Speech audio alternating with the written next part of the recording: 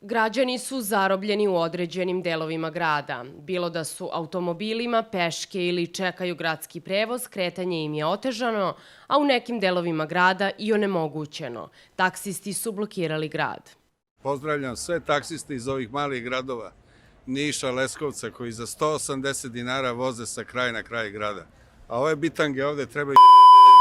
Pa teško, moramo da vidimo kako ćemo da se organizujemo. Čekamo tako po sat vremena, ekstra, ovo je strašno, majke mi, u kojoj državi mi živimo, brate. Da svako može da ustavi saobraćaj i super. Da sam ja stao da nešto se bunim, odmah bi mi lepo listice i to. Da Bog da se slupali svi i otišli u invalidsku penziju. Prevoza nema, taksisti su zakrčili saobraćaj, eto, šta da kažem. Hvala. Kriju tamo, vamo, idu dole, gore i narod se zbunio, ne zna ni gde će ni šta će, mislim. Tako danima, je li tako?